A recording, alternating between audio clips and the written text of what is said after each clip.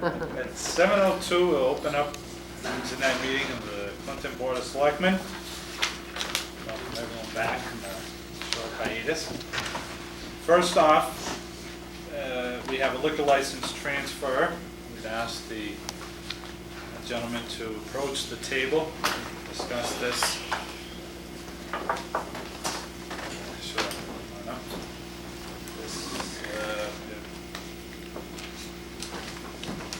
Ask if you could identify yourselves and just give us an overview and explanation of your intentions. Mr. Chairman, gentlemen, Attorney Jim McLaughlin appearing with Nathan Schwartz regarding an application for a liquor license transfer of the restaurant license, which is presently held by Michelle's Restaurant at 1075 Main Street in Clinton. Because of financial difficulties, the prior owner was forced to file a bankruptcy petition with the United States Bankruptcy Court, and in connection with that, he surrenders the liquor license to the United States Bankruptcy Court, who, in an attempt to consolidate the debtor's funds, offers the liquor license for sale. Mr. Schwartz purchased the liquor license from the United States Bankruptcy Court, subject to the approval of the local Board of Selectmen and subject to the approval of the ABC. We have filed an application for that restaurant license to remain at the same location as is presently the location of the Michelle's Restaurant, which is, as it is commonly known, it's located at 1075 Main Street. It is a property owned by Mr. Schwartz, and as the landlord to the prior owner of the license, he did in fact purchase the rights in the license from the Bankruptcy Court, subject to your approval. I think most of you are familiar with Mr. Schwartz. He's been a business member and leader in the community for some 56 years. He is of impeachable character and reputation. He has been in the business, if you will, before. On a prior occasion, he was the licensed owner of that particular location, subsequently sold it, and now is seeking to regain the license so that he would himself become manager of that location and reopen the restaurant for business under his own name and under his own guidance and under his own management. I think it goes without question that Nathan will at some point seek other interested parties perhaps with more, and certainly with more restaurant experience than Nathan Schwartz has. And of course, if in fact he's successful in finding somebody with more experience that wants to purchase the restaurant business, obviously that person would have to come back before you for any transfer or change. But right now, his interest is in purchasing the license and obtaining the license and managing the premises on his own. Okay, thank you. I appreciate that brief overview and explanation. Tonight, our intention is to hold a hearing on this matter to solicit comments and input both from the board and from the public. So at this time, I would like to open up the public hearing aspect of this liquor license transfer on the heels of that explanation. I'd like to start with the Board of Selectmen for any questions or comments they may have on this application, and then we'll go to the general public. So we'll start here with Mr. O'Loughlin.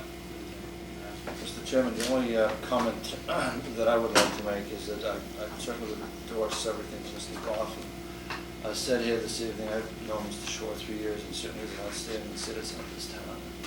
Anything that he gets into seems to be upstanding character. So he certainly has my endorsement. I think the town can use it and find well-run restaurant in that area, and I see no problem in granting this transfer.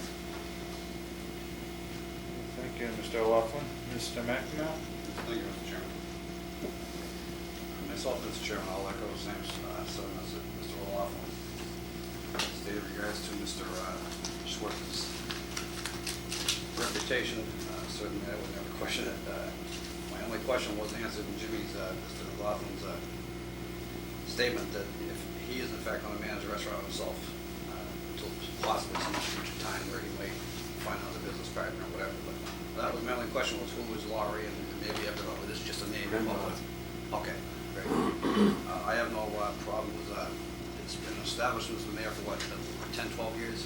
It's not like we're opening up a whole new license or anything like that. We're just going to continue a restaurant That's alcoholic exactly it. license since we've over the years. Other than that, I would have no problems with it as far as my end, but I would also like to hear from your butters in case there's anybody is going to speak in the negative. Thank you. Thank you, Mr. McNamara. Mr. Champagne? Mr. Chairman, the only question I have is the number of seating capacity. We have 102. Is that what was there before? Yes. I know you got sufficient parking for it. I mean, there's no problem. It's exactly the same. It is chaired and boothed, and the whole restaurant, if you will, is in place. It has coolers and kitchens and furniture and fixtures and carpeting, and that is the exact capacity as is presently the case in the license. No, that's the only question I have. Thank you. Okay, thank you, Mr. Champagne. Thank you. Next, I would like to first give an opportunity to any abutter, if there is any abutters to this property present, to speak or comment on this application. Seeing none, we'll open up for general comment in favor of this proposal. Is there anyone that would like to speak in favor? I'll speak in favor. It was a former place I used to go down there eat. More people should go down there because it was a well-run business. Maybe the outgoing thing was a little different, but it was. And as far as Nathan's concerned, it will be. It will be a good place. Thank you. I also want in favor, Mr. Chairman, Okay. that I think it's a nice place and I hope people will go there.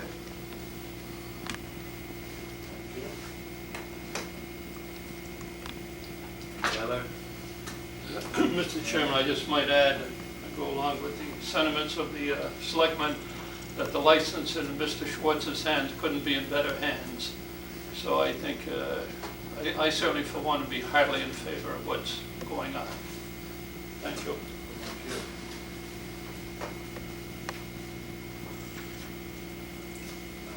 Any further comments in favor? I think you have a very good manager there, and I wish him well. Okay, thank you. Any further comments? Seeing none, we'll close that portion of the hearing and we'll open up for any comments in the negative. Is there anyone that would like to speak in opposition to this application? Seeing none, close that portion. And we'll just give a final opportunity for any questions from the board. And Motion to on. seeing none, we'll close the public hearing aspect on this application. And thank you for coming in. My recommendation would be to we take this under advisement, and our next meeting we can take action with the full board and advise you to that. Thank you very much. Thank you. Thank you. Chairman, I would just like to note, if we could, that in 2 weeks when we do address this matter, it's only for if the public hearing part of the process has been closed. Right. We don't expect any butters to be up here in the negative or in the affirmative, it's strictly for our action as a full board. Exactly. Thank you very much. Thank you. Entertain a motion to that effect. Mr. Chairman, I also move that we close the public portion of the public hearing for the Nathan Schwartz request as presented by Attorney James McLaughlin Russell, requesting the transfer of a 7-day restaurant alcoholic beverage liquor license that was initially under Mr. Schwartz's authority years ago, and that we act on that in our next regularly scheduled meeting 2 weeks from tonight, which would be the 16th of September. Thank you. Motion made by John McNamara, seconded by Tony O'Laughlin. 23rd, I'm sorry. What did I say? That, See, I want to get back to the week. There you go. I'm sorry. yeah. That we, Mr. Chairman, I meant to say the 23rd. okay, that. Or the 22nd, yeah, exactly. We close the public hearing aspect on this application and take under advisement decision to be made on September 23rd. Any questions or comments on that motion? Seeing none, all in favor? Aye. Opposed? Vote. Okay.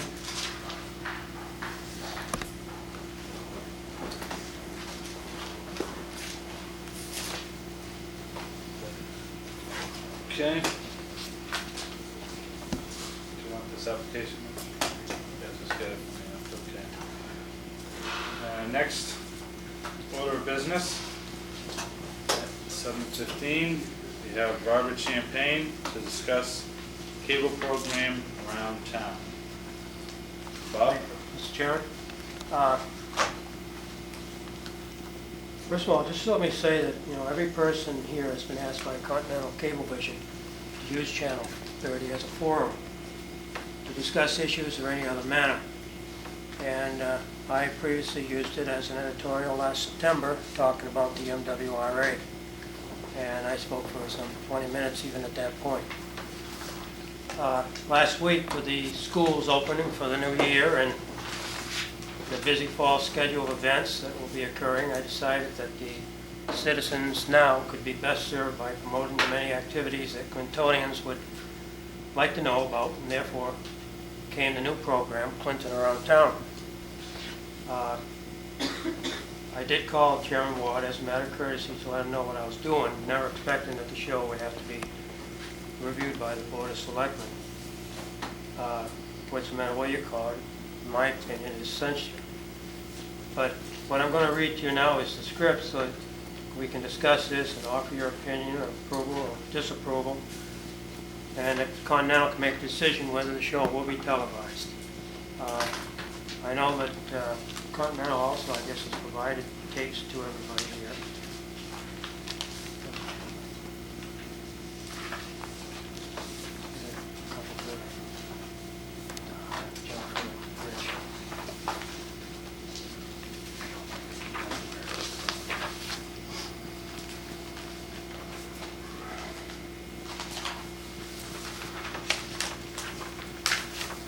The program started when I said, good evening, welcome to Clinton Around Town, an informative program of what is happening in Clinton.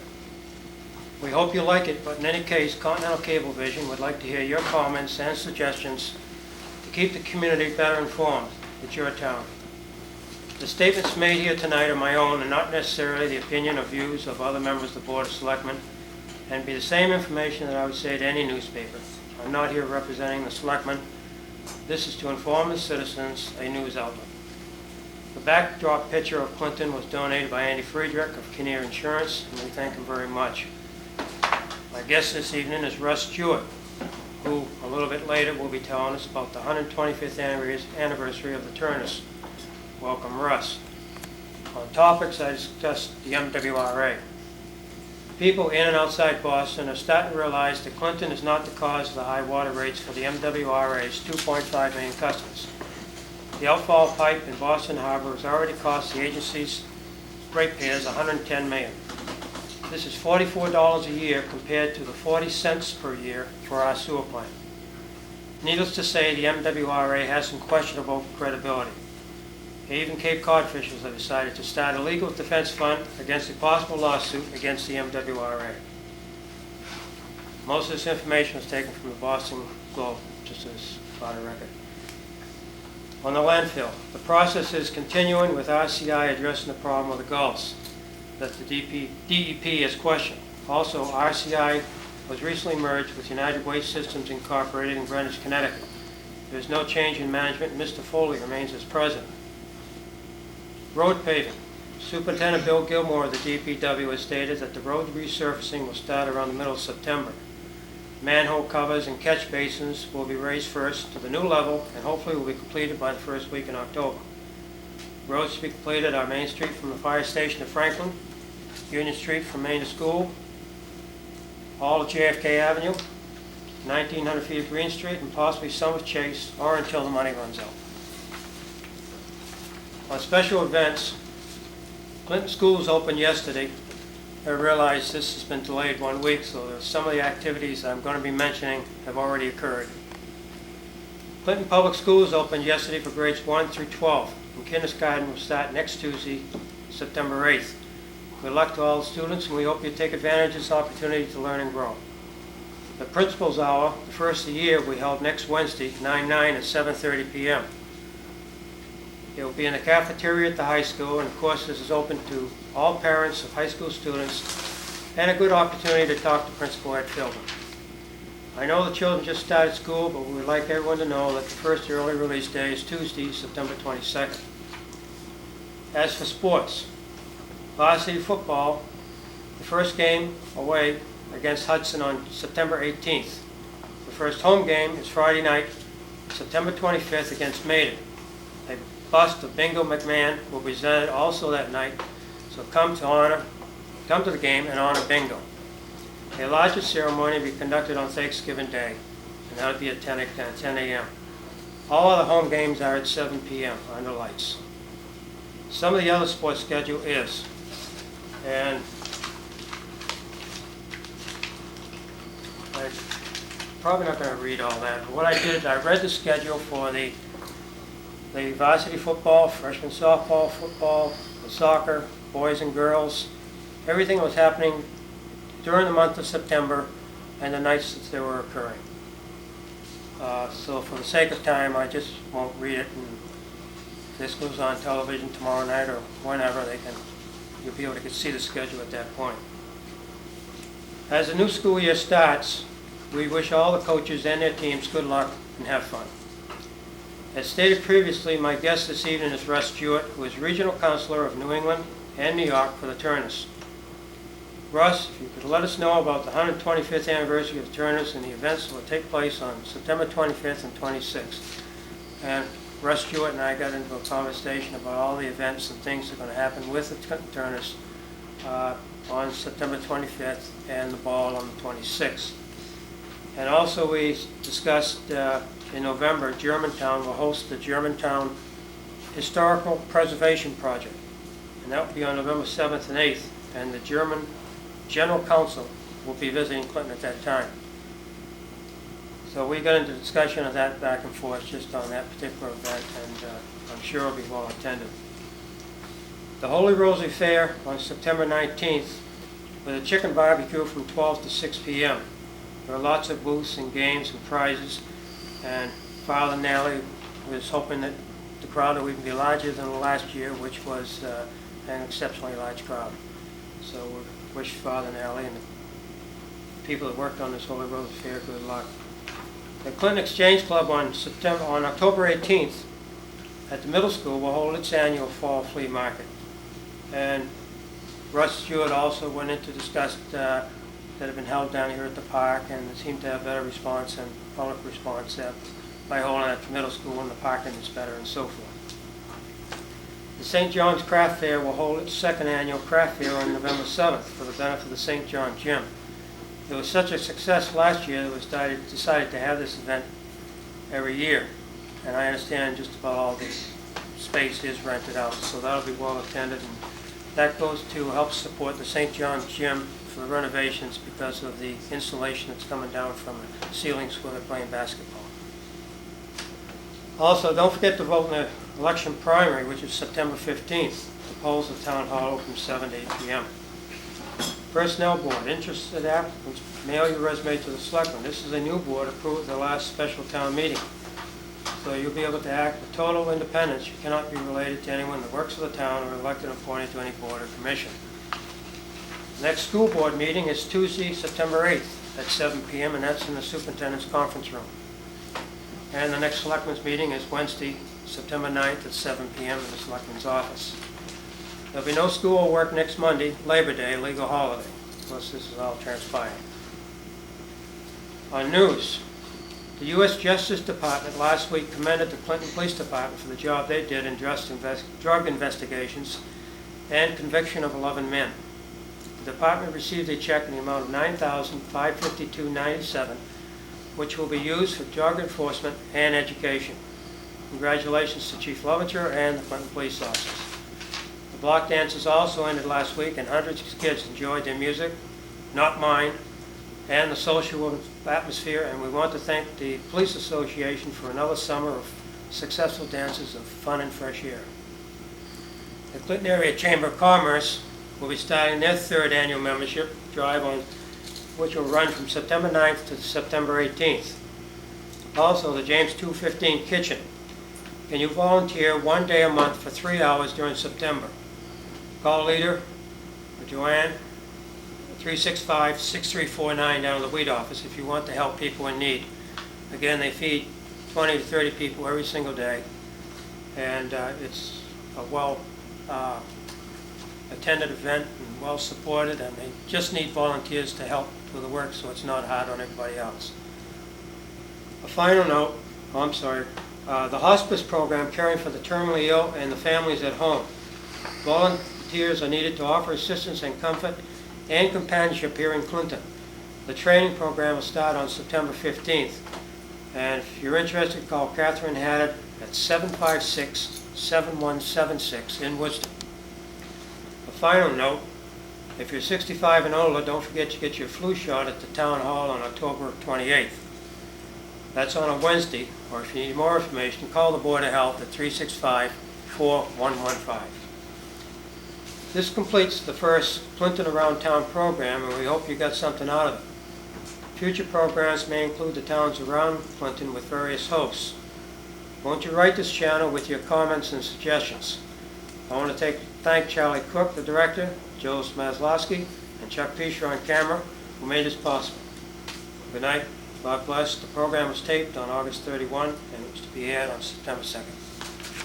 That is the text, Mr. Chairman, of Clinton Around Town. And I think there is a need to do something like this, and I would like to see each board member take a week and go through some of the things that we have occurring, or periodically, or whatever time. I know that I can't remember who else made the editorials back in September. But this is when we were in the thick of the fight with Governor Well. I think it was an editorial that was well received. It kind of helped also support what we were doing. People that weren't able to watch buy the papers, and were able to see the TV. We have both kinds here. Not everybody reads the paper, and not everybody watches that program. So if we're covering both bases, I think it'll work good. So that was a text of it, and that's what I tried to do, is just volunteer my efforts to do this. As you saw in the tape, if you viewed it, I don't come across that great, but I tried. That's all I wanted to do. Bob, this unfortunately has caused much more of an issue than I feel it should have. All that we are asking was that the board has the opportunity, or the courtesy and respect, to know what each member is doing, especially when it deals with town business. Now, I received a letter. We don't have a full board here today. I received a letter from our member asking that we not take action on this until we do have a full board, and I'll open that up for discussion amongst the other members. But my concern, Bob, is that, you know, I did get a copy of the tape. I did watch the tape, and I don't know, you read the whole script here, but it's easy to put on paper, and it's a different story as to what comes on tape. Now, maybe I missed it. I asked the other two members here, this disclaimer that you have on your script, I did not see that on tape. No, I think Mr. Crook has that, though. It's not on that tape, but it's on another tape that he's supposed to have it in there. Ask him about that. And I did take that. And as I say, you know, it's only, there's a lot of business, you're calling it censorship, there's a lot of business that comes through this board that through confidentiality or through just in general of needing to have full information before we do go public with it, it's a matter that there is an ability to get information by sitting on this board.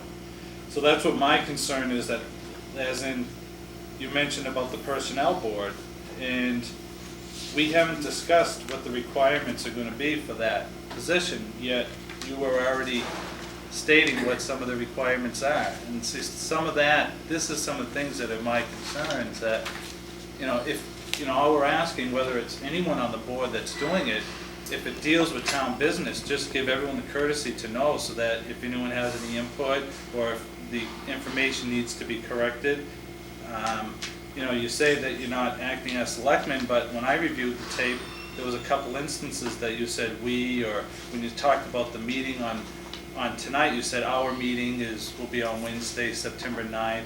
And as I say, none of that is in this script, but when it's on the tape, and as you're talking, other information comes out. But all I'm asking for is just a courtesy that I would hope anyone would afford this board. We're elected to serve together, not as individual members doing our own thing. We're supposed to work together as a board for the whole town. So, I, as I say, had a lot more questions and concerns, but respect to our member who isn't here, I would hope that we could wait until further discussion until our next meeting. But open up if there's anyone else that had anything to say about it. Mr. Chairman, I certainly have some thoughts on the matter, and I do kind of agree to Mary Rose Dickall's request that, something like this, as far as any future published or programs, in fairness, to have a whole board on the matter. But I would just definitely discuss the program as I watch it, and I want to thank Continental Cable Division for making it available to the selectmen's review. And certainly there was no disclaimer, as is in this, it was just read on TV. And as he told the newspapers that he had a disclaimer, there was no disclaimer. You were right when you said that he did speak on behalf of the board in regard to the personnel board, and the thing that bothered me about him addressing the personnel board is he addressed it to one constituency of the town of Clinton. He addressed it to the Ridgefield residents, and he was being discriminatory in who he was trying to select to have us apply for that type of a board. And I think he caught himself, and he said, and there is other people all around town that are probably qualified for this position. We certainly haven't even set up guidelines. I would think that we will be addressing that in the near future. But for Mr. Champagne to sit down and totally make up the rules and regulations on his own is totally without justification. And certainly he wasn't designated the chairman of this board back in May of 1992. And the program that I watched, that took approximately 20 minutes, it looked like he was speaking at least 1/3 of the program on behalf of the Board of Selectmen. And I have no problem with Bob going on the show. I encourage him to do public disclosures or something like that when it comes to MWRA issues, as long as he's speaking for himself. Another thing that kind of bothers me is there's 4 major departments in this town of Clinton. The Department of Public Works was mentioned for doing some road pavement. The school department was mentioned a couple of times and given all their sports schedules. The police department was mentioned twice as far as receiving a grant and good work on behalf of the men and the chief, and I'm going to agree with them on that. And then he went on to further thank the police for their work on the Summer Police Association dances. What Mr. Champagne forgot to check into was the fire department. There is another department in this town. And I just happen to work there. Maybe that's why we weren't included. But for those that are wondering, Fire Prevention Week, which is an annual subject throughout our schools, will be October 12th to October 17th. And I think out of all his portrayal, it wasn't not intentional that the fire department was left out. Other than that, Mr. Chairman, I thank you for the opportunity to speak, and I would go along with Mary Rose Dickall's request that if in fact there was a vote on this matter, that it be done with the full board present. Thank you. Thank you. Mr. McNamara? Any further comments? Yes, Mr. Chairman, thank you. I too agree with Mary Rose that the issue should be addressed by the entire board. However, everybody having made a comment, I guess maybe I should make a comment. I think we all believe in the First Amendment, the freedom of speech. I don't think that's the issue here. I also feel that we all believe that information should be communicated to the community so that people are aware of what's going on. I feel that the idea, the intent is good, I think, but I think it should have been brought before the entire board, and maybe with a little input from us and a little input from Continental Cable, we could have come up with something that was more feasible for everybody. We all would have felt comfortable with it. I think one of the things that shows up here is that we're all, or none of us are professional speech writers or givers, and it's hard to stick to the script. You can sort of ad-lib, and that's where I think you get in a little bit of trouble. It's tough to do that. And I watched the tape. I think it was very informative, and I agree with a lot of the issues. Some of the issues I don't think should be on tape because some of them are pending court litigation, and I think some lawyers might like to get a copy of those tapes sometime if the issues ever do go to court. Tonight was the first time I heard Mr. Champagne or anybody say that the other members perhaps will be invited to participate, and that's great. I mean, but I didn't know that at the time, and I don't think any other members knew that in fact was happening. So I think with issues that are raised here that are still under discussion by this board should not be discussed by any one member of the board without the consent of the entire board. No one person is any more powerful than the 5 of the board, but by ourselves, we're nothing. We are selected because we're members of the board. So I'll just forgo saying any more until next week. Mary Rose is here. Thank you, Mr. Chairman. Thank you. Any further discussion? Mr. Chairman? Bob? The other thing that I would say, I thought this was a good idea or something the people wanted and something that Cable has been asking all of us to do. There's no way in a blue moon that I'm going to know everything that's happening around town. I know I've left out activities and events that are happening at different churches and everywhere else because I've been seeing them in the paper tonight. And I saw 2 in there that I've missed. To overlook Fire Prevention Week was something I didn't know about. That wasn't a deliberate miss. I didn't know about it. If I'd known it, I would have stated it. I'm glad it's stated tonight, so now people will know. But it stands to reason that if one member of a board can't go before a paper and tell what's happening in town about this, that, and the other thing, this will be one volunteer effort that I'll have no part of in the future. No question about it. Because I feel that this is censorship. This is my violation of my right to free speech under the First Amendment. There's no question about it, and I will not partake and do this again. Continental Cable will have to get their own host from some other field or whatever, but I won't partake anymore. That's all I want to say at this point. That's unfortunate, Bob, that you feel that way. All we're asking is for some consideration and respect, and it's a slap in the face that if you're going to act on your own and now to take this route to make us out to be the bad guy, we're only looking to work together here. I mean, I didn't mention earlier in my comments, I was very disappointed that you made this out to be a personal thing against me in the papers. I'm just trying to look at the interests of the whole board and just ask for a little respect and decency and for us to work together. You're a liar, you never do anything. Excuse me, sir. Excuse me. This is a selectmen's meeting. I'm going to ask you to I don't leave. care. We're You're gonna a liar, that's all you are. Please leave the No, meeting, don't, sir. you know it's not your business. Please leave the Wait a meeting, minute. sir. Please leave the meeting. You've been censorship, everybody. Anybody want to speak against anything that you do, you always say that's not good. You are a bunch of hypocrites, that's what you are. Recess in You this better be meeting. recognized. We'll ask Mr. Mendoza to please leave. And if not, I'll call the police. You call the police, I have the right to speak here. This is my right. And I'm gonna sue you, you let me remove this place. There's no reason why he should leave. That's right, I have the right to speak here. Maybe a little bit too loud, but he's got a You right. told me I may be out of You have order. no right to disrupt this meeting. You could say I may be out of order, but that's different. You can't force him out, Mr. Chairman. That's right. That's not your You job. can walk out, that's fine. You do that. Because that's exactly what I want you to do. Hey, you didn't adjourn the meeting either. Thank you. This is an illegal meeting when you walk out of this Stay here, meeting. stay here. I'm gonna stay here. Call the police because that's what I was waiting for you to do. You got a It's a right. disgrace. Anytime anybody wants Mr. to Ward, he speak does have, about he's people too that loud, you do but he wrong, does have a right to open. That's right. and I do have the right.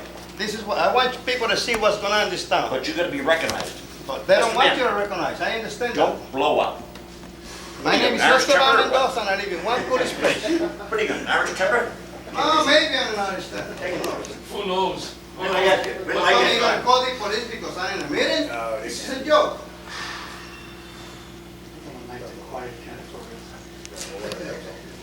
She knows better. Did you say a prayer?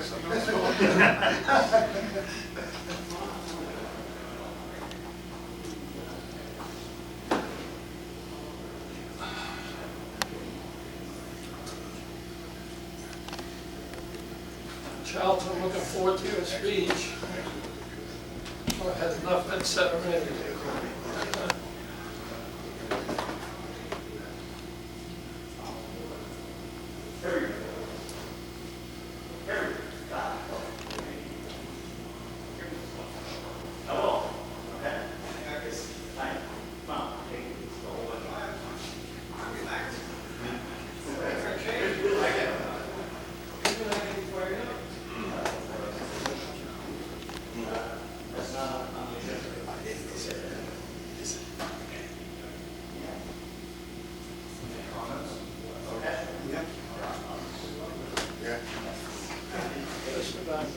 Next time, ask me to recognize. You do, you do. To me, Bob, go ahead. Go ahead. Yeah, I think you do it.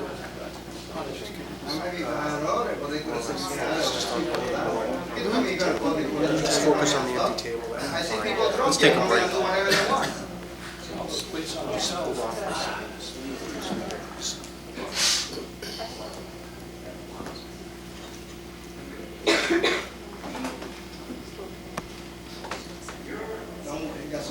I gotta do some pride for them, but it's not.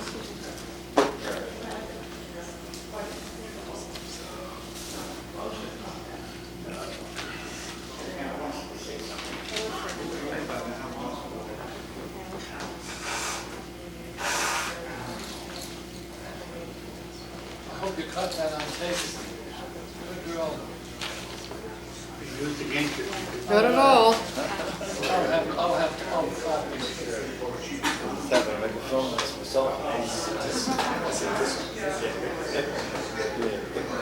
What I want to know is what happened when I turned around, everybody was gone. We're taking a 5-minute recess.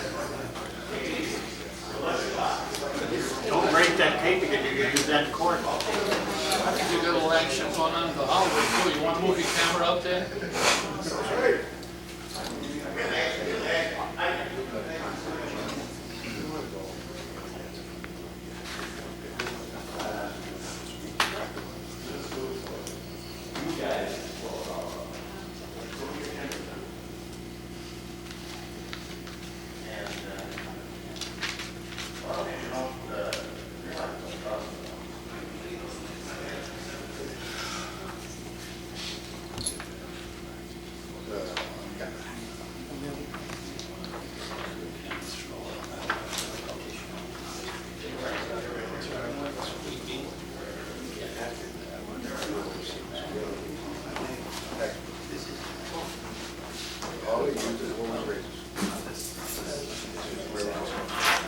Yeah, all right. No, I mean, just to get some action.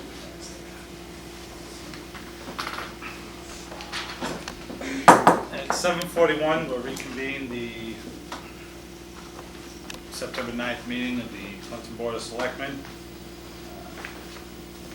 I would ask for the remainder of this meeting and for any subsequent meeting that I chair, that members of the public also have respect for this board and do not disrupt the meeting. People have the right to be here in a public meeting, and I welcome that, and they have a right to speak under public comment period, but even though it's a public meeting, no one has a right to come in and disrupt the work of this board. So I would ask people restrain themselves, and any Any further outbursts will be ruled out of order, and this board will adjourn for the remainder of the evening. So, thank you. We are still under discussion on this issue with Mr. Champagne. Any further questions, comments? Mr. Chairman, I would just go over it. It's unfortunate that in fact that, you know, this did come up to be a public circus as usual, and it's getting to the point where I was always a firm supporter of Continental Cablevision, and I'll tell you, if this is going to turn into a weekly circus or something, you won't find me supporting them much longer. I would take this, the girl's request on advisement, I would make a motion that this board not act any further on this matter as far as Mr. Champagne claims not going to do anyway, but I don't think it's proper. I wouldn't go down there and represent the board, and I don't think he should, or you should, or Tony, or Mary Rose. I would make a motion that we delay any further action on that until we have a full board. Second motion, Mr. Chairman. Motion made by John McNamara, second by Tony O'Laughlin, that we table further action on this matter until our next scheduled selectmen's meeting. Any discussion, comments? Chairman? Bob? First of all, I'm not going down there to Continental Cablevision to represent the Board of Selectmen. That was not the intent to why I went down there. And I know we've put Continental Cable into a very precarious situation. Due to the different public assets tests, TV tolerance, and questions concerning the First Amendment. And many towns, including Salem, New Hampshire, Kansas City, Utah, everywhere, they've had opinions on this, and they've had to show whatever they was taped or whatever because of the rights of the free press and so forth. Anything that I said to Continental Cable, I would say to the press. The comments made concerning the personnel board is what was said at that town meeting night by Richard Montori on the floor. I added nothing to it except the fact that I asked for residents, like you said, up in Ridgefield, and other people who just don't get involved in Clinton politics or Clinton boards to come forward, because there's an awful lot of talent up there. The Ridgefield area has a second largest pool of talent outside of 128, and we're not using it. They're not coming to us. We need them. And that's why that comment was made. And so at this point, I just wanted to, clarify that point. I'm disappointed that things got out of control and happened the way they did. When there are things that come out and people get the opinion of being secretive, or people aren't being told what they need to be told, or they want to know what's happening. We're not telling them this type of thing can occur. They get the wrong feeling. And the last thing I want this board is to have that feeling go out to the residents of the town. So that's all I want to say out of the discussion. Any further comments? Seeing none, all in favor? Aye. Opposed? So, public or? No, it isn't. No. We're not yet to public comment period. We haven't reached that far. Next on the agenda, we have a 7:30 appointment, which is canceled. So that would end the formal part of our meeting. Next, we'd go into miscellaneous discussion with Administrative Assistant Rich Montori.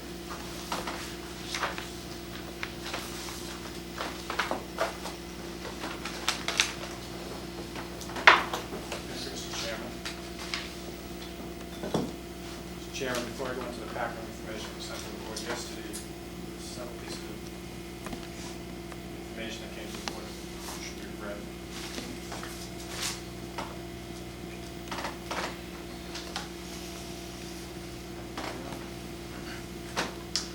We have a letter here from Clinton Turns Rent Corp., the Board of Selectmen. Please accept my application for the Saturday night liquor license extension for the entire month of September 1992. Your continued approval and support is truly appreciated. We here at Turner Hall wish to invite you to join us for our 125th anniversary gala ball to be held on September 25th, 1992, signed by club manager Roger Gervas, Jr. What's the board's? Chairman, I also move that we grant the request of the Clinton Turners. Second. Motion made by John McNamara, second by Tony Laughlin, that we approve the extension of liquor license for the month of September on Saturday nights for Clinton Turners. All in favor? Aye. Opposed? Second notice is addressed to the Board of Selectmen for the Father James Weeks Walkathon. Once again, a committee has been formed to begin the preparations for the third annual Father James Weeks Walkathon. As you know, all monies received are forwarded to Father Weeks to help underwrite the cost of his missionary work in South America. We would like to thank you for your past assistance in our endeavor and would ask that you designate October 24th, 1992 as Weeks Walkathon Day. We would also like to extend an invitation to you and all to join us in our walk. Sincerely yours, John Weeks, Janet Weeks Maddox, and Robert Weeks, co-chairpersons to the Father James Weeks Walkathon. Mr. Chairman, I also move that we grant the request of my cousins for their annual fundraiser for their brother. This is, I believe, their fourth year. The first 2 years was held down in the Elks. The congregation was started from there. And this past year, they organized here at the Clinton Town Hall steps and foyer. And I would once again would volunteer to open and close the town hall for that purpose, so there'd be no charges incurred by the town. And I would wish the fundraising effort much success. Second motion, Mr. Chairman. Motion made by John McNamara, second by Tony Laughlin, that we allow use of the Clinton Town Hall for Father James Week Walkathon on October 24th. Any comments, discussions? Being none, all in favor? Aye. Opposed? We want to designate this day. So the intention was to. Mr. Chairman, I'm sorry I didn't get right into the deep depth of the letter. I'd certainly hear about it if I did. But they would have every right in the world. I would move that the board designate October 24th, 1992, Father Jim Weeks Walkathon Day. I'll second that motion. Motion made by John McNamara, second by Tony Laughlin, that we designate in the town of Clinton, October 24th, 1992, as Father Weeks Walkathon Day. Any discussions, comments? Seeing none, all in favor? Aye. Opposed? Next letter we have here to the Clinton Board of Selectmen. At our meeting held on Thursday, September 3rd, 1992, we unanimously voted Nancy McElhaney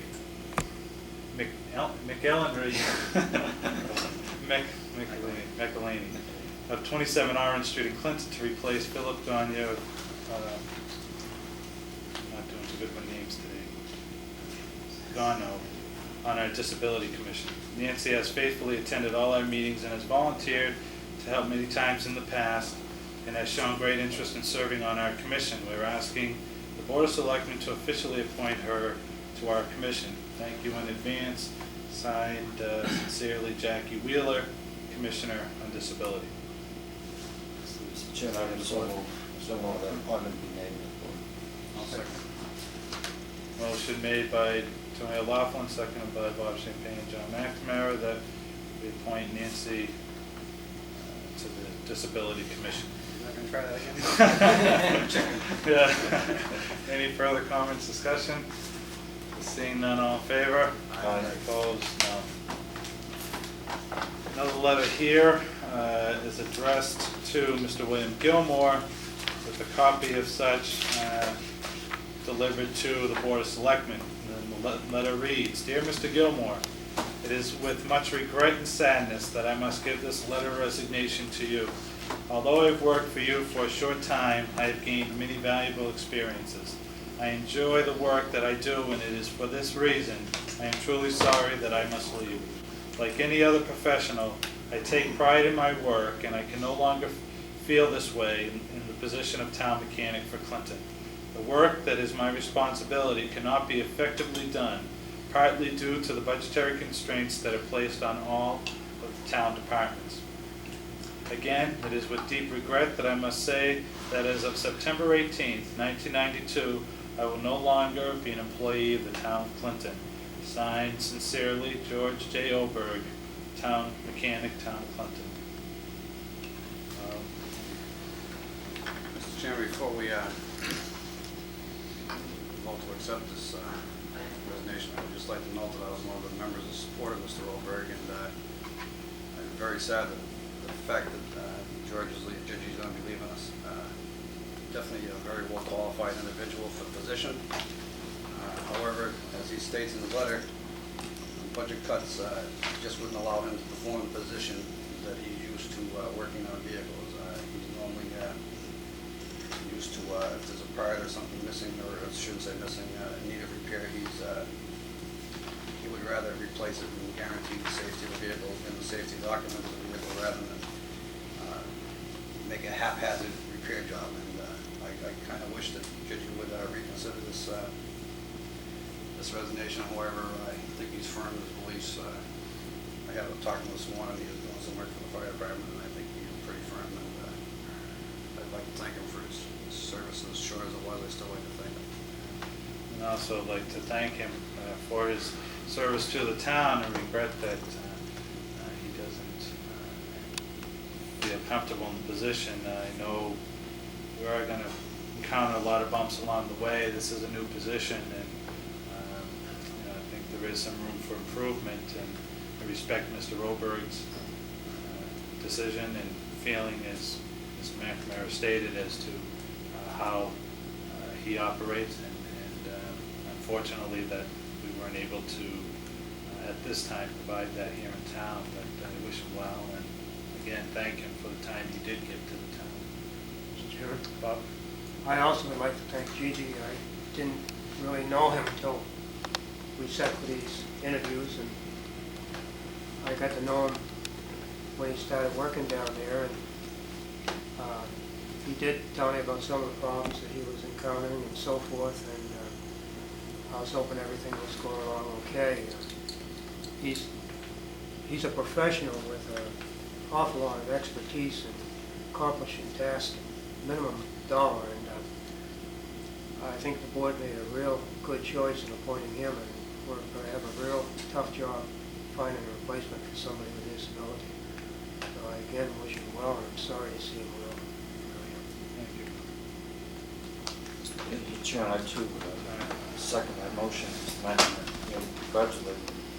Doing so, it's a shame that the town is going to lose a professional mechanic, Gigi's caliber. I think perhaps if there's anything we can do at all to change the gentleman's mind, we certainly should try to do that. So, but I will second that motion. I think it's only good.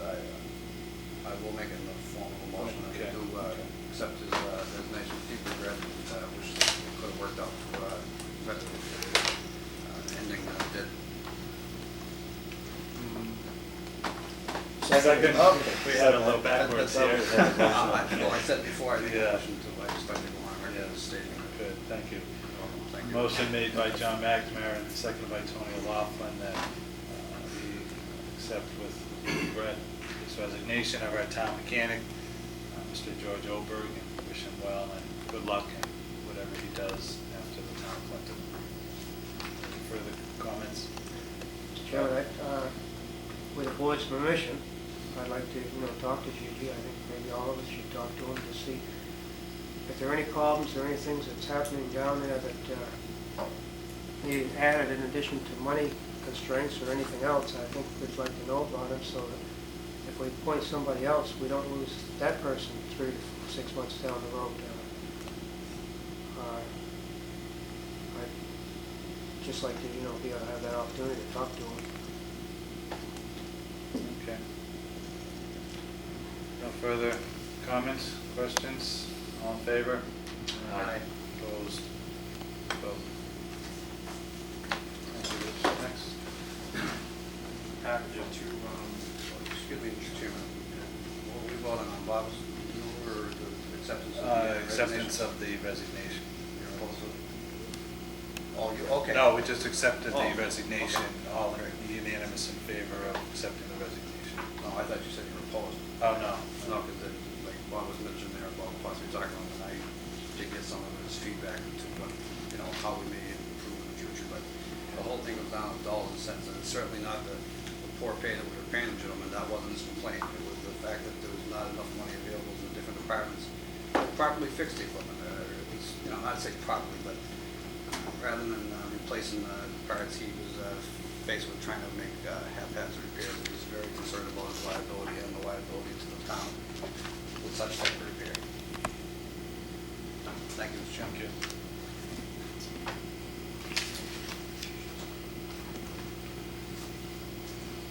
Okay, we have next a request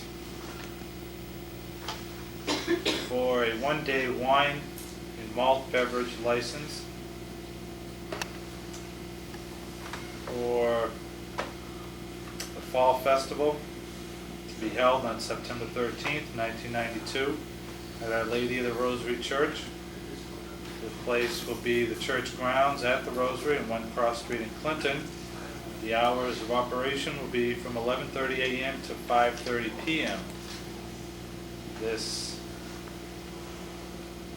request is being made by pastor of Our Lady of the Rosary Church, Father Nelly. Any questions, concerns in this one-day liquor license for the Fall Festival of Our Lady of the Rosary Parish for September 13th? Also move, Mr. Chairman. Motion by Bob Champagne. I'll second, Mr. Chairman, with the note that I wish them much success in their annual chicken barbecue, I believe that is. Seconded by John McNamara that we approve this one-day liquor license for the wine, or I should clarify, wine and malt beverage license for Our Lady of the Rosary Church. Is that how it is? Is that what it's going to be for? And wish them well on their event, Fall Festival, September 13th. Any further questions, comments? Seeing none, all in favor? Aye. Opposed? We have another application here, request for a new license for automatic amusement device application. The application is coming in from Agapito Feliciano, the president of Burnett Hill Athletic Club, doing business as Rhythms. They're looking to get one machine, which will be a pool table, I believe here, from All Seasons Services Incorporated, a pool table from this company located in Southbridge, Massachusetts. Operation will take place Monday through Wednesday, 12 noon to 12 p.m., and Thursday through Saturday. I can't read that. What's that? That was changed there. 12 to midnight during the week, and weekend, 1 a.m. noon to 1 a.m. Okay, and for operation Thursday through Saturday, 12 o'clock noon to 1 a.m. This is signed by applicant, Mr. Agapito Feliciano, president. It's the pleasure of the board. Before you, question, before my attorney has to answer these questions, he probably knows about as much as I do about it. The applications for a new license, I was on the other standing that they already had a pool table in that development. Are we, in operation, I should say, are we expanding the number of tables? I could be wrong, but, you know. As far as we know, there isn't a pool table down there. Maybe the pool table now we're licensed. Right. But that's Certainly our meeting is short today. That's something to check on. But that's what I would that's what I was going to recommend, Mr. Chairman, that before we do grant a license, let's find out how many tables, if in fact this is strictly for a new license for a non-existing table, or Maybe I haven't checked recently what he actually has down there, but I can do that tomorrow. Board wants to make approval pending on. I'll make that a formal motion. I will make a motion that we approve the request of Agapito Feliciano for the Burnett Hill Athletic Club doing business as Rhythms for the new license for a pool table, subject to the fact that there's only one, not more. Second that motion. Motion made by John McNamara, second by Tony O'Laughlin, that we approve this application for a pool table license from Mr. Agapito Feliciano for Berta Hill Athletic Club doing business as Rhythms, barring that this will be the only machine operating at that establishment. Any discussion? Seeing none? Pool table. Pool table, right. Seeing none, all in favor? Aye. Opposed? Also in your packets, there were 2 applications for used car licenses, and we asked the Commissioner's Board to set up a meeting with the owners,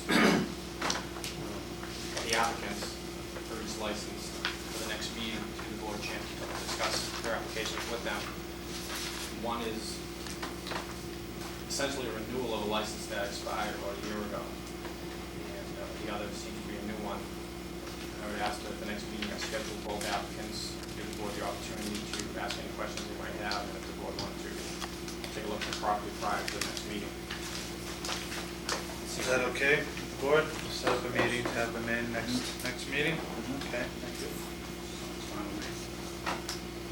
Also in the board's packet, there was 7 minutes from traffic committee meetings, just to keep the board updated on the traffic committee been doing. One of the recommendations that I wanted to take up tonight was one request of Mrs. Rocco, who is the neighbor of the phone company. And the committee has recommended that the sign be put up that there be only no more than a half hour, that there be no commercial vehicle parking in front of her property at 296 Church Street. And you can see from Mrs. Rocco's letter detailing the problem she's been having. The committee listened to both sides, the phone companies and Mrs. Rocco, and they feel this is the best solution. And they'd like the board's approval to have the DPW put up such a sign to alleviate the problem for Mrs. Rocco. Mr. Chairman, my only question to Richie would be, recommendation of the traffic committee was voted for nothing to recommend to our board that we approve the erection of this sign for a period of 6 months. Is there some stipulation by the state or something that a sign has to go for a 6-month period before final approval? Because I mean, it's only a temporary solution if we're only going for 6 months. I can't understand the 6-month. The problem, talking to the phone company, the reason why their trucks have been in town, parking in front of the building is because they're doing some demolition work inside the building, and there's a dumpster present in their parking lot, taking up some spaces, and that dumpster will be out in 6 months.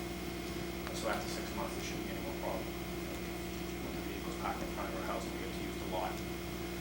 So that's where the 6 months came in. Yeah, but we're specifically going to put up a no commercial vehicle sign. It's not like we're putting up a no parking sign. We're putting up a no commercial vehicle parking sign. Why can't something like that stay up permanently? That's,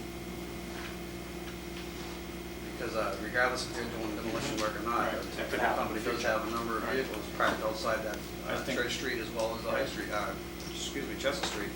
And we had to address that with posting the signs on Chester Street I think for the about committee- 200 and something feet. trying to be fair to both sides, and then when the work slows down and parking back, if it occasionally happens, then maybe looking for a compromise, whereas right now it's happening constantly. So that's where the 6 months commitment with the board, it's only a recommendation the board can amend to keep it there permanently. You have the DPW or have to sign permanently on that, in that area. But I think it was a compromise with the phone company and saying, well, in the future, although it's not going to be as frequent, if someone does come from another part of Worcester County that doesn't, that they just park there and not know the problems involved, they just wanted to, they'd only be in and out, so you'd have that availability of parking. So that's why they don't give it 6 months. The reason I asked, I noticed you were present at the meeting. Yes. Okay. And I've talked to Mrs. Rockwell, and she's been, I've been on the phone when the problems have occurred, and she has brought up with a lot of problems in that area, so hopefully this alleviates the problem for her. And again, if the board wishes to go further than 6 months, and I also think the committee was just given a probationary period to see how it does work, or maybe something more severe needs to be done, or maybe the phone company that police it well enough that the sign can come down, and if they get 6 months, we give enough time. And revisit the issue. Right. concerns, members? Mr. Chairman, Bob? I think, isn't she stating in here too that she's had this problem for 9 years? The dumpster hasn't been there for 9 years, has it? Well, that's, I mean, how long the dumpster's been here, probably about a year, but when you talk to the phone company, that's the reason why the problem has been more frequent. What's happened in the last 9 years, the gentleman was responsible for the phone company wasn't around for these 9 years, so we really can't speak to him. We don't deal with what's been happening for the last year. Mr. Chairman, I think personally, I think if everybody agreed to that proposal of 6 months, it seemed to work out amicable to everybody. But perhaps it would be in our best interest to go along with that recommendation. I'd be in favor of moving that we do approve the recommendation of the board of the traffic committee. They're the ones that are supposed to be the experts in this matter, and we'll approve it, or move that we approve for the period of 6 months as they recommended to our board. Second. Motion made by John McNamara, second by Tony Laughlin, that we approve this request of the traffic committee. Any further discussions? Seeing none, all in favor? Aye. Opposed? Mr. Chairman, could we go back for just a second to these Class 2 motor license applications? I was just thinking perhaps we should read who the applicant is, where the location is, just for public information, if anybody cares to address the board between now and the next couple of weeks, so that at least they'll know where these lots are being proposed. The two applications before the board, one is coming from, why tonight? Is that why you did this? Just give it one more time. Nabil E. Hayed, doing business as Mechanic Street, Getty, 185 Mechanic Street in Clinton, who was asking for used car license for that location here in Clinton, and it's for 5 or 6 cars. And the other request is from Keith O'Malley from Leominster for North End Service Company at 811 Main Street in Clinton, also for used car license. And according to his application, he's asking for ability to store 10 used cars on that lot in this application. So those two will be, hopefully, if we can schedule before the board, for 811 Main Street in Clinton and for 185 Mechanic Street at the Getty Station there. Thank you. Thank you.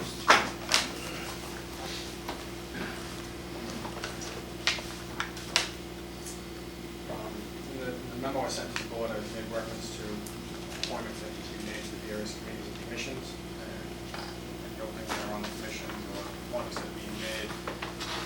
I'd like the board's permission to put something in the local and run it for a couple of times to see if anybody's interested in being on any of the committees. I've done that in the past.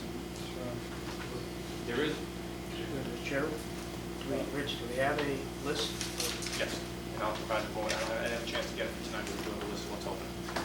It hasn't, if you have the list that we dealt with before, it hasn't changed much from that. There's still openings on the recycling commission that have to be filled. Can't hear you. There's still openings on the recycling commission that need to be filled. There's vacancies on the conservation commission. There are reappointments to the zoning board, reappointments also to the conservation commission. There's an opening on the Weeks Fund, and that's one that I'd like to take up now. The Weeks Fund, right now, there's no members on the board, on the committee.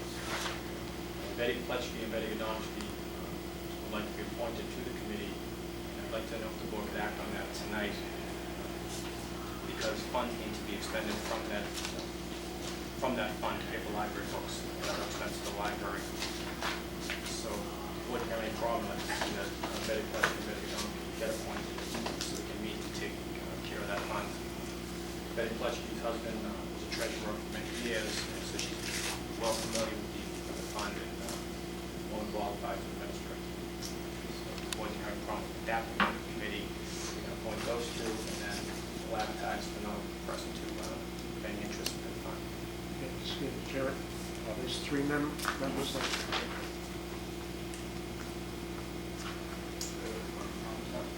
In fact, I thought we appointed Mrs. Plesky. She had I went back over expressed this. her interest. I thought the board did too, and I couldn't find any formal vote on it, so the board did it again.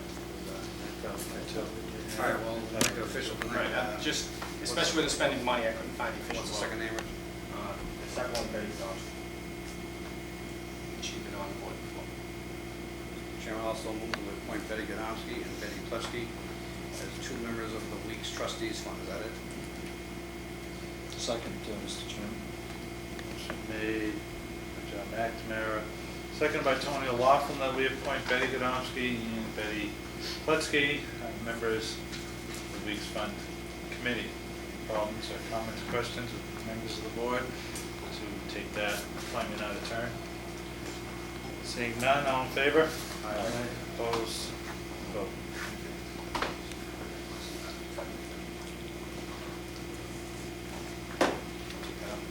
Do that? Yeah. Where I gave the board the packet last night, I don't know. We acted on one. If Yeah. I'll put that in. That's fine. Okay. We have a further recommendation from the traffic committee of a meeting they held October 26, 1992. There was a 4-0 vote to recommend to the board to approve the erection of a sign for a period of 6 months. No, that was pretty. That's the one we just did. Yeah. Below that. For handicap. Below. Oh, okay, sorry, I was looking at the recommendation. A request for a handicap parking sign to be installed in front of 423 Wilson Street. It was unanimously approved, providing that a parking space be marked off so that it would not conflict with parking for other tenants of the home. Any discussion on that matter? Mr. Chairman, once again, also move this the recommendation of the traffic committee that we approve their request for the placement of the handicap parking signs with the stipulations as follows. It's in that request, our recommendation. Second motion. Motion made by John McNamara, second by Tony O'Loughlin, that we approve the recommendation of the traffic committee that a handicap parking sign be installed at 423 Wilson Street with the stipulation that the parking space be marked off so that it will not be in conflict with parking for other tenants of that home. Any questions or discussions on that matter? I just may mention that perhaps a letter or the fact that's being done is alerted to the Disability Commission as well, so that they're aware that that's going on. Okay. Any further discussion? Seeing none, all in favor? Aye. Opposed? Next. Also, I want to approve the board to, not for the next meeting, but the meeting after that, then Ames back in to discuss their letter of addressing the issues that were brought up at the last hearing. What I'd like to do is, again, not at the next meeting, the agenda is full of the meeting after that, have Ames come in, give me the opportunity to notify the abutters, send the abutters a copy of the issues that were discussed and how Ames will address them, so they can review them and they can come to the meeting and I'll discuss it once again. What any problem with that? October 7th.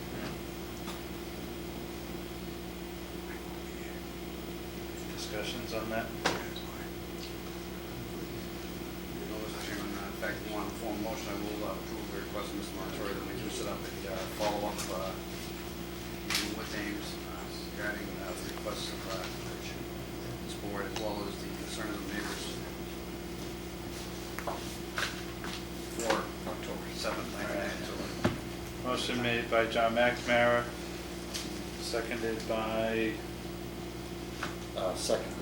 Tony O'Loughlin, that this board schedule a meeting with Ames Company on October 7th, 1992, and that the abutters to that location be notified for their opportunity to attend that meeting. Any further discussion? Seeing none, all in favor? Aye. Opposed? Vote. Just as a reminder, the next meeting, the board has two hearings, one for both liquor license hearings, one for the Casabia and the other for the Crystal Club. Comes by the board in the next packet. Can we read those? You only have one. Yeah, I was gonna say, we don't have the Casamia, I'm aware of. I just got it today. The application was brought in by the potential owners. And I'll make copies of that as well as the Crystal Club new application provided to the board for the next meeting. Can we read this notice, hearing notice for Crystal? Yes, fine. We have to vote. Sorry. There's a notice for a hearing in accordance with Chapter 138, Section 15A of the Mass General Laws, a public hearing on the application of Crystal Cafe Incorporated by Michael Tierney for the granting of a 7-day all-alcoholic beverage license at 343 to 345 Main Street in Clinton will be held Wednesday, September 23rd, 1992 at 6 p.m. before the Board of Selectmen, Town Hall, Clinton, Massachusetts. This request is presented by the attorney, Mr. Robert Russell. Also on that evening, there will be a hearing on also on a transfer of a license at the location of La Casa Mia, also on Main Street in Clinton. And also, the next meeting, a draft set of specs for the board to review concerning the streetlight program. And we'll have the board to review in the next package, we'll discuss it then. Chairman, would you recommend that we adopt this public actual motion that we set that date for these public hearings? Mr. Chairman, also move that we set September 23rd, 1992 at 7:30 p.m. in the Board of Selectmen's office for the purpose of public hearing on the application of the Crystal Cafe Inc. by Michael Tierney for the granting of a 7-day all-alcoholic beverage license at 343, 34, 345 Main Street, Clinton. And also the La Casa Mia restaurant that we're expecting paperwork. We have paperwork out today. Okay. Theirs follow shortly thereafter. Say 8 o'clock or you want to at 7, right? That's why it's 7:30. Yeah, put, I think I'm going to put that one first at 7, because that was originally for tonight, and they canceled it, put them at 7. That's the first one. So do we do them separately or together? So I'll do it together. Okay, together. So, And with the La Casa Mia restaurant, public hearing for application to transfer all alcoholic beverage license for 7 p.m. on September 23rd, 1992. Second. motion made by John McNamara, seconded by Tony Laughlin, that we set at 7 o'clock, September 23rd, 1992, a public hearing on transfer of a liquor license application for La Casa Mia on Main Street in Clinton, and at 7:30 to hold a public hearing also on a liquor license transfer for the Crystal Cafe Incorporated located on Main Street in Clinton. So that'll be 2 liquor license hearings, public hearings on September 23rd. Any further discussion, comments? All in favor? Aye. Opposed? Two more things. This past week, I met with the superintendent of public works, the engineers for our water improvement project.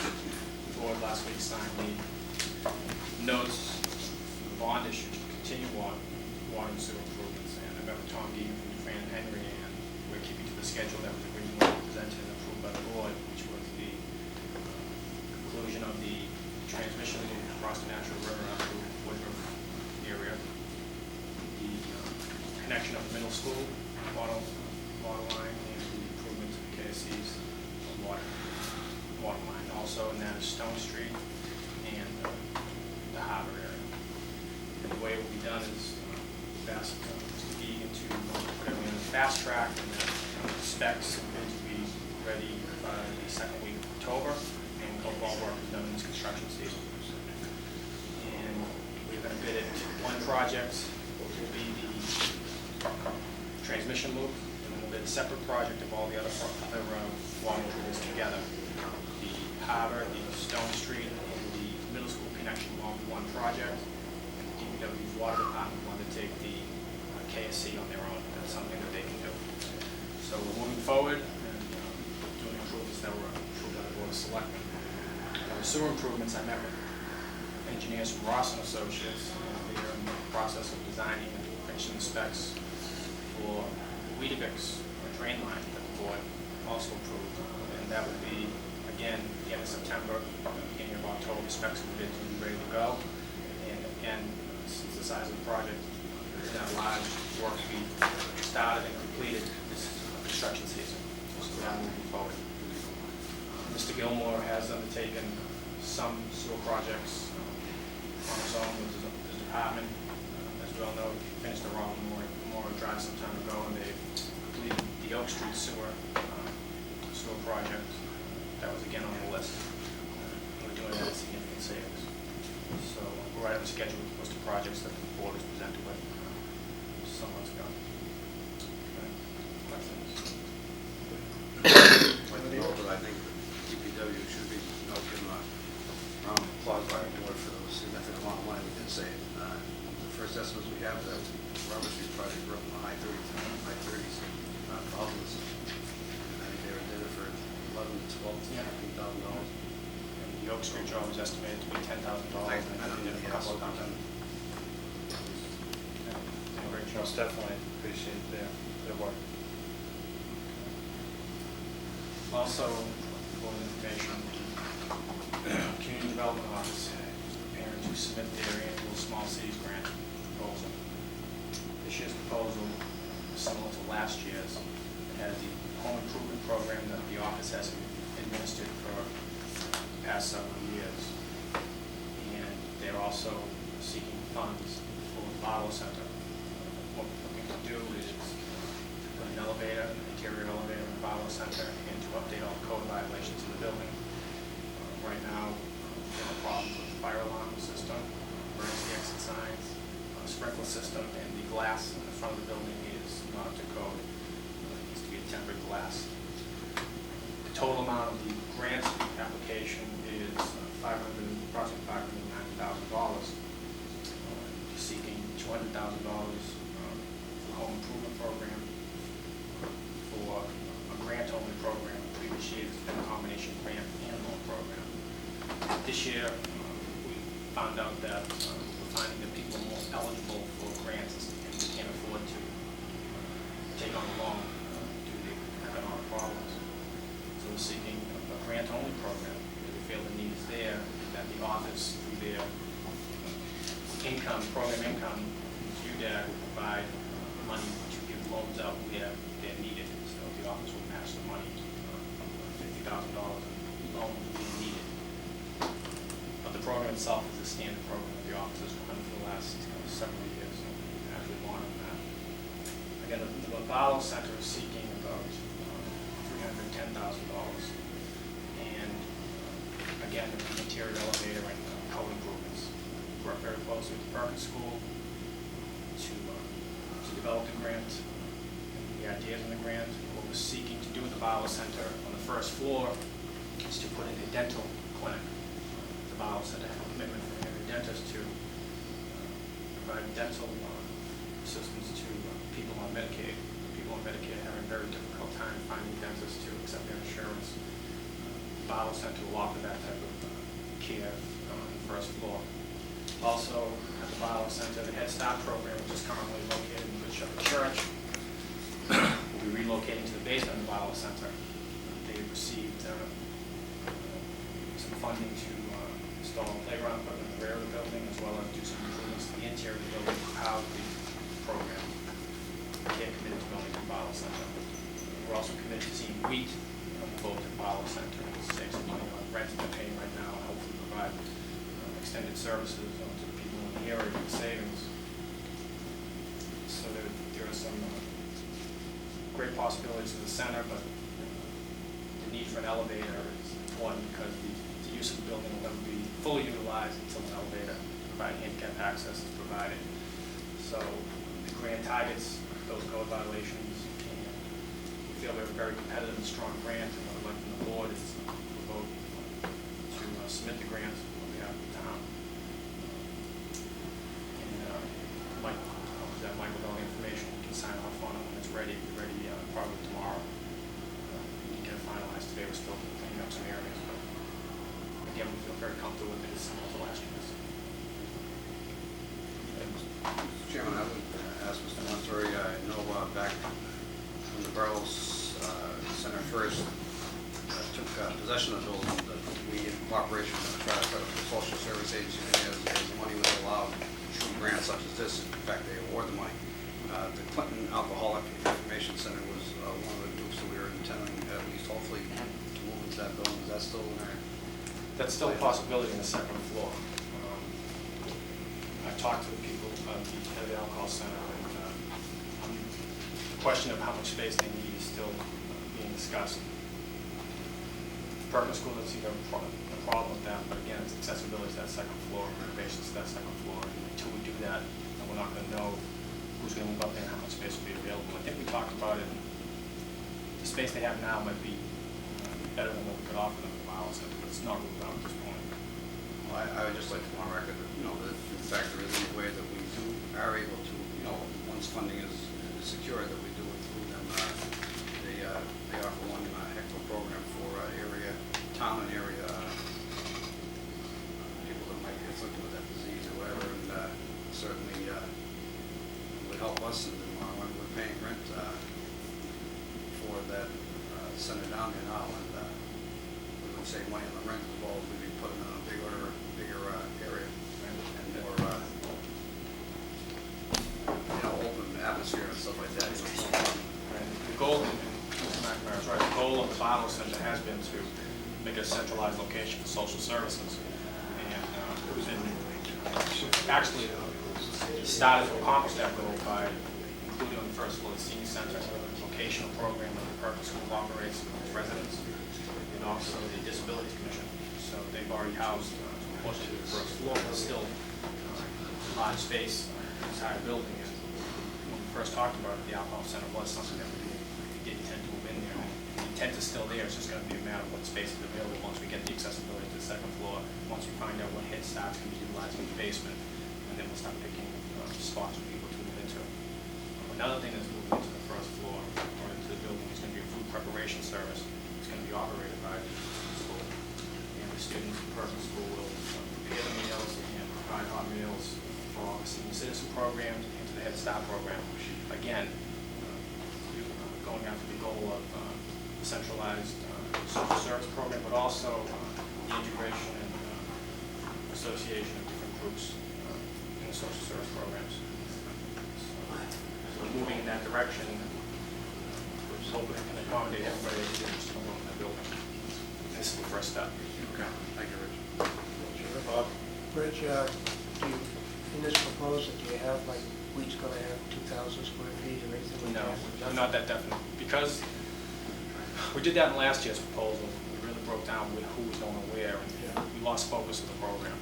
This year, we just targeted updating code violations, because until those code violations are addressed, the use of the building, it's useless going into the building. You need a sprinkler system in the entire building. You need an alarm, fire alarm system. You need the exit signs, emergency exit signs posted. You need the elevator for access. Once you do that, who goes where and how it's fixed up, it will be, I don't want to say easy, but it will be a goal that we can attain much quicker. On the elevator, it'll be an inside elevator, it's not going to be an outside? We originally were going to do an exterior, but we had an architect go through it, and they felt that an interior would be better. Right. Also, there's going to be two stair enclosures at each end of the building with fire-rated walls.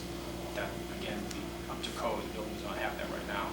They're also part of this grant proposal to install those at each end of the building with the elevator. And again, until we do those things, to say who's going to go where and how much space they're going to have, we'll be defeating the purpose of what we want to do with the building. We need to provide a good, safe environment for the social service agencies, because they do service a lot of people, and we want to make sure that it's accessible and safe. But I met with Lee today, and the intent is to move in there. How much space they need will have to determine later on, again, like the alcohol center. You're gonna give us a copy of that, I'm Alan? going to give you a copy of the program description, which is essentially the whole thing. Thank you. Mr. Chairman, I think this is a great way for this program to be going. I'm real glad to hear that it's progressing the way it is, Rich. I commend you for your hard work that you put in on this. This also is a side effect. I mean, it brings people down to the downtown area too, and utilizing the building, who knows what happened to it. But getting the people back downtown is a goal that I've always had. I know this board has, and I think together we're working towards those goals. And this is just one of the many things that I know you're working at to do this. I appreciate that very much. Thank you. Make his motion being board to present, submit some grants for the grant. Mr. Chairman, I make a motion that the town can submit the grant as presented tonight. Okay, call second. Motion made by Tony O'Loughlin, seconded by Bob Champagne and John McNamara, that we approve submittal of small cities grant application to the state, presented by Community and Economic Development Office. Any further questions, comments? Seeing none, all in favor? Aye. Opposed? Vote. Also, finishing up the recycling grant that, again, will be ready tomorrow. The recycling grant is to be applied to the Department of Environmental Protection. The grant is asking for, it's a recycling equipment grant. And what I'm seeking is purchase of containers that the state will pay for and put them down in recycling centers, so we do not have to rent or lease the containers anymore from Yellow Harvey and Sons. The container costs $108 a month. What I'm seeking from the grant is to have the state purchase 11 containers for the town. We will keep enough containers at the center to accommodate the items presently recycled. The containers not being used, of those 11 will be housed at E.L. Harvey facility in Westboro. He has said that wouldn't be a problem, and as we call up with a full container, he will shuttle the empty one to the town barn, take the full one back to his yard, empty it, and keep it there until we need it. That allows us, one, to find a place to store the container. Two, we don't have a vehicle in the town that could haul material or find a market for it, so it's providing us good space and a facility to house them and shuttle them back and forth as needed. The town will save approximately $7,600 a year by owning the containers, and I think it's, again, a good proposal, a competitive proposal, and hopefully we receive funding to purchase the 11 containers. So again, I would like vote of the board to submit the application on behalf of the town. Chairman, I also move we grant the request Mr. Tenori to apply for a recycling grant to replace the containers that are now under hire more than anything from Yellow Harvey. Second that motion. Motion made by John McNamara, seconded by Tony O'Loughlin, that we approve the submittal to the Department of Environmental Protection of a recycling grant to purchase 11 containers by the town of Clinton to be used at the recycling center. Any further questions, comments on this proposal? Seeing none, Bob? Yeah, no, the only thing I had is, how does this fit in? What's the 11 containers? We have 5 there now. Yeah, What's the 11? Yeah, 6. Okay, you want one for the newspaper. Now, the newspaper doesn't go back to Yale Harvey, that goes up to Leominster, so that's taken, at the end of the day, it's full to Leominster, and it's shuttled right back. So you need one for the newspaper, you need one each for colored clear glass, one for tin cans, and one for colored plastic, and the number 2 HDPE, so that's 5 right there. So you need 2 of each of those, so that's 10. And then you need the one for the newspaper. If the newspaper was going to Harvey, I'd ask for 2 of the newspaper, but they shuttle and take it right back. I'm only asking for 1. Now, are we still gonna be committed to Harvey? Like, we can get a For right better now, price for our as a glass. market. Market is As a there, ma- he's as a got the market. price, Excuse me? he's got the best price for glass and tin and. From what the commission has looked into, Yeah. it seems the best alternative. If the market's different, for instance, the newspaper, wasn't offering the best deal, but they sought out a market in Leominster, AUI of Leominster, and the newspapers going there, and we don't have to pay a tipping fee for it where we were before. But he still hauls it for us because we don't have the equipment or the manpower to do it. Right now, as far as the other materials, he's running a very competitive price, so it's been working out. Sure. John? Which, assume this is run by the recycling commission. I talked to Debbie Grant for the application that's been put together, and they're supportive of it, and I expect a letter from her, full support. Thank you. Any further questions or comments on this proposal? Seeing none, we'll take a vote. All in favor of sending this grant? Aye. Opposed? Unanimous. Final two items, mentioned in the memo to the board, was talk with the flower fund as well as the time incentive, but there really is no rush on it. Of the full board, we can wait till there's a full board at the next meeting.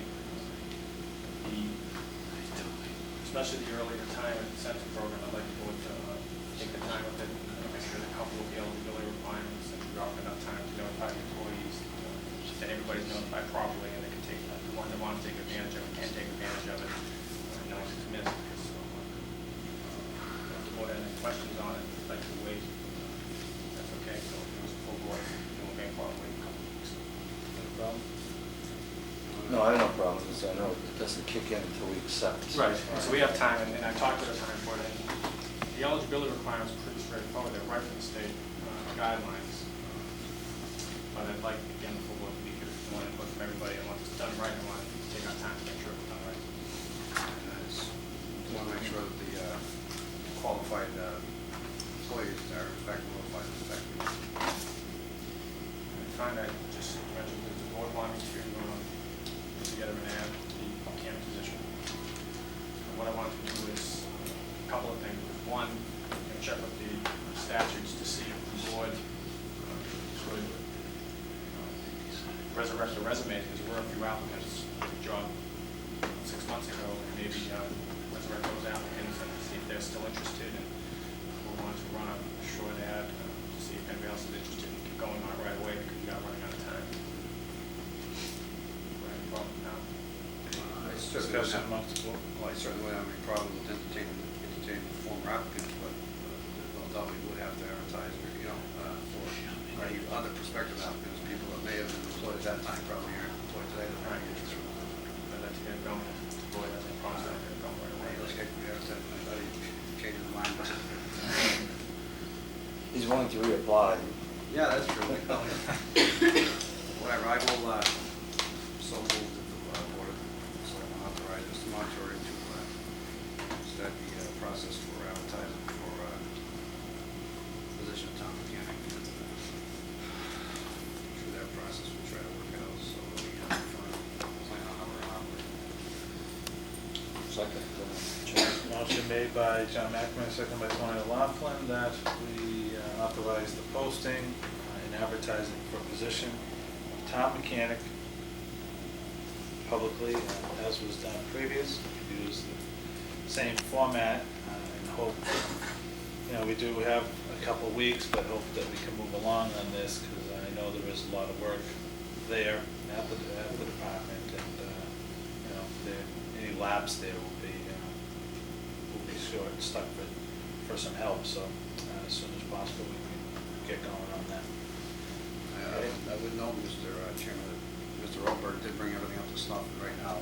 He did walk in there with, quite a time period where the position was open, and there was quite a bit of work to be done, especially on the Department of Public Works vehicles. And all the equipment is up to snuff today, except for the positioning of one sandbox on a truck or something. The shorter the period that the position remains open, the less backlog to guide the new guy would run into. Right. And the mechanic won't face the type of work that Mr. Robert had to face when he came in. Yeah, he had that a few months that was. Starting to get now today, time lapse between the last time was significant. Plus, the problems. Right. Any further questions or comments on advertising that position? Seeing none, all in favor? Aye. Opposed? That's it, Mr. Chairman, except that just let the board know water bill's going out Tuesday to bring it down. Friday. They're printed today and they'll go up Friday. So we'll let you know that. Is it the first quarter billing? First half going. No, Fridays? They're going on Friday. Okay. That's still on a semi-annual basis. I'd like to read, could we read this letter to Daria? Just from there. No, it's to, oh, it's from, sorry. From Daria to Tennessee Gas Company. Just as a note for public safety reasons to No's situation, and maybe you can elaborate further on that, Rich, as to what's happening down at Vale Street Playground or Savage Field recreation facility down on Vale Street in Clinton. This is a letter which the Director of Parks and Recreation sent to Tennessee Gas, which states, the Clinton Parks and Recreation Department requests the Vale Street Playground be roped off and signs put up saying dangerous, closed, out of service until further notice. And it just goes on to say how Daria Janda met with president of Dr. Play Incorporated, which is the sales representative for the playground facility, which is down at that recreation complex. And he is sending a letter stating his concerns that about the structural safety of the play equipment, which was removed for work to be done on an easement down there. And there's concerns that there may be some problems with the way that the equipment was put back. So just to let people know that it's an issue that's being worked on, and if young children are down there, that parents will be aware of this. And maybe Rich, you could talk a little more to that. Actually, Mr. Chairman, that's exactly what it is. When they did the work on the easement, they disrupted the playground and put it back, did not put it back properly. And Daria has had looked at, and she advised to roll it off and to not have anybody play on it until it's looked at again, until Tennessee Gas fixes it properly. The state has intervened, because that was grant money to put that playground together. Environmental manager was quite upset that it was disturbed and not put back properly, so we did receive a correspondence from Joel Lerner demanding that Tennessee Gas put it back properly.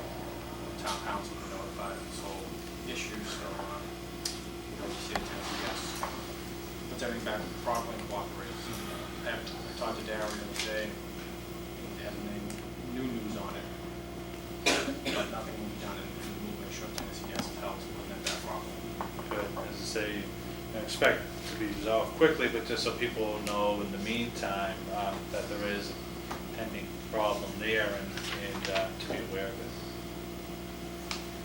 it. Also, just the last matter that I have, we were presented, but it was last night, with the minutes of the August 12th meeting of the Board of Selectmen.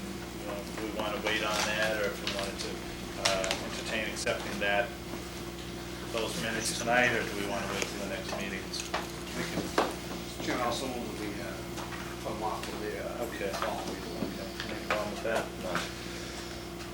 Okay, motion made that we delay acceptance of the August 12th minutes of the Board of Selectmen until our next meeting. Second by Tony Laughlin, all in favor? Opposed? Vote. Okay, is there any information or matter that a board member would like to bring up at this time?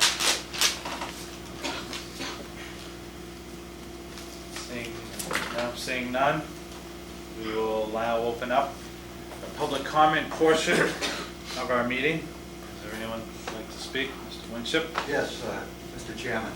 Just a couple of questions.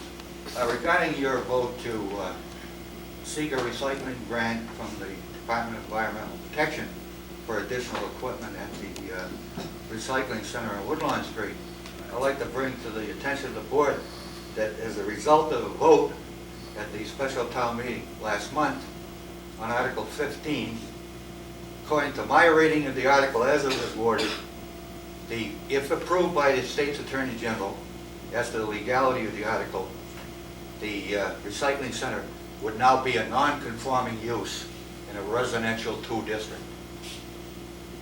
The vote of the public at that town meeting denied access for any recycling centers for the benefit of the citizens of the town in a residential district, residential 1, 2, 3, commercial district, it's not a permitted use.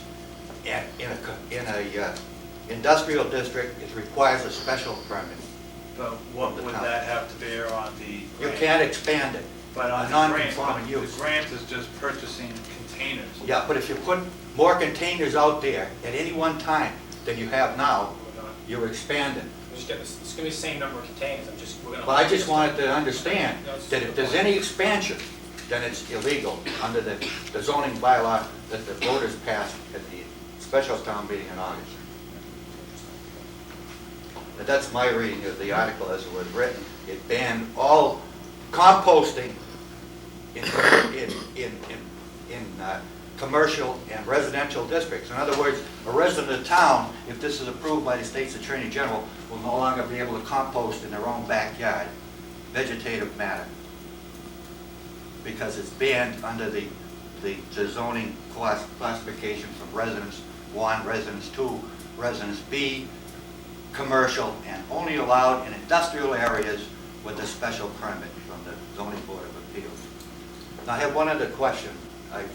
You mentioned, well, you approved the appointments of 2 people, members of the board of the George Weeks trustees. Right.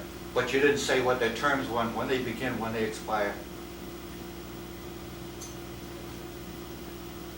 I think they're 1-year appointments on that. I have to check on that, Mr. Chairman. Well, if you're seeking someone else to serve on the board, a 3rd member, it'd be nice for them to know how long their term is or how long they're going. I mean, I don't think it's a lifetime term. No, it's not. It may have been in the past, but I don't think it is. Thank you. Well, Any further comment? Mr. Chairman, Anthony Marini, 93 Highland Street. I came very quickly before the board this evening to speak my support for Mr. Champagne in his efforts to do what he's trying to do with the cable program. Although I don't agree with Mr. Champagne all the time, I do support 100% his effort to do this, as I see it as a free speech effort, with one caveat, that he does not speak for the Board of Selectmen of the town of Clinton. I think the collective wisdom of the town of Clinton understands that Mr. Ward, being the chair, speaks for the Board of Selectmen, and that any issues that Mr. Champagne raises, if there is a caveat that he does not speak for the board of his own personal issues and his own personal opinions, and therefore should be open to public view and public comment. That's basically what I have to say. Thank you. Any further comments? Mr. Chairman, my name is Esteban Mendoza, 1 Police Place. I want you to know, I do respect this board and every other board, okay? I don't want you to think that I want to disrupt your business, okay? Every time I try to speak, you always try to shut me down. That's what I have to say. Thank you, sir. Thank you. And as long as it's business dealing with this board, or it's done in a respectful fashion, we'll permit people to address the board and just ask that, people do have the right to attend this public meeting, but they don't have the right to disrupt the peace and business at this meeting. So that's all I request. Thank you, sir. Thank you. Any further? I also want to say to Mr. Champagne that I thought was a good job, and what he read tonight, I didn't see anything that would not be public knowledge. I mean, everybody should know what basically was going on. Without seeing the show, you people have seen it. Mr. Champagne certainly has seen it. We have not. I will certainly watch it. I will interpret myself his meaning on a certain thing. I don't think that anybody here has the right to say, this is what you meant, or this is what you should have said, or this. It was an open meeting. He was speaking for himself. He was speaking in favor of the town. And I think much is made out of this. Much too much has been made out of this. And I think you're adding to it by postponing this another week, because basically you had a 3-man board.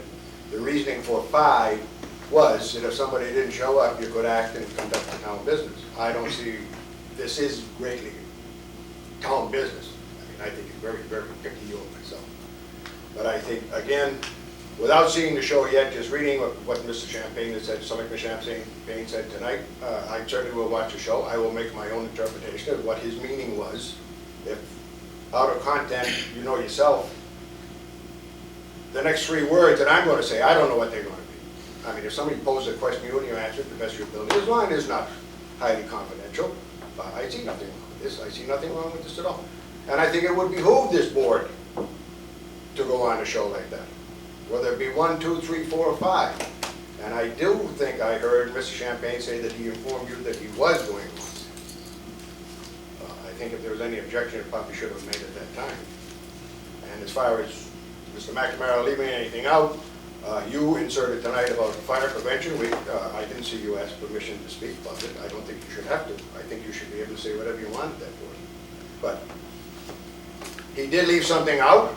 He said it was not intentional. He apologized for it. You know, I heard that. I think everybody did. And again, congratulations, Bob. Thank you. Mr. Burke. Annex Selectman said it was censored. I'm saying, what? Well, I didn't read that in the paper, apparently. Well, I'm home watching what transpired tonight. You read out about everything that you had said you were going to say, but the only thing I could find wrong was one word, we. I don't know who the other people are, we, which I don't think you meant. All you're doing is giving out current topics. And why in God's will shouldn't you be able to go on national TV if need be and whatever? All right, I'm done with that. I take the roll. I also want, at this time, and you had said it was okay, although it's not on the agenda, thank Mr. Gilbert for cutting that tree down on Ring Street and for opening up that wall coming down Mechanic Street. He cut all that brush. That's it. Thank you very much. Well, thank you. That was good. We're more than happy to entertain those. Thank you to DPW. Thank you. You know, Mr. Chairman, I wouldn't expect you to know, but is it possible to find out how many second-hand licenses have been issued by this board? Actually, how many are pending, how many are active? Is it possible to find out the total figure in this town, please? Sure. Would that information be made available to me? Sure. In the next week or 2, probably? I think it should be made available to all members of the board. Say, I'd like to know too. I think we have too many, I guess. Too many. Well, I'll get that information, Mr. Chairman. Yeah, Rich, Thank you you. can come see Rich. Should have in the next couple of days or so. Thank you very much. Good, thank you. No problem. No problem. No, going along with this, when a license is issued, is this a lifetime unless it's an absolute violation? No. Or is it renewed every year? Yearly renewal. Okay.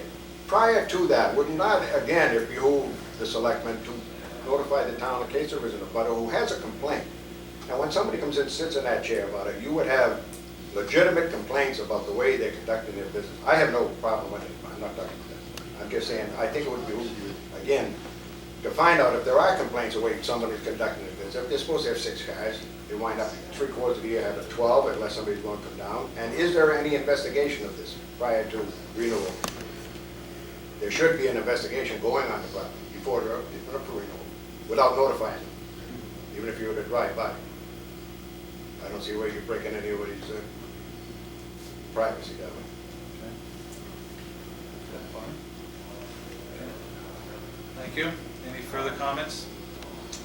Seeing none, we'll close that portion of the meeting and finish up to bring it back to the board again to add anything before we leave. Seeing nothing, we'll entertain a motion to adjourn at 8:55 p.m. Chairman, I'll move that we review the warrant, and then we will adjourn at the completion of signing these. Thank you, Tony. Okay, thank you. We will review the warrant and adjourn thereafter. Thank you. That's it. This is the first time we agree?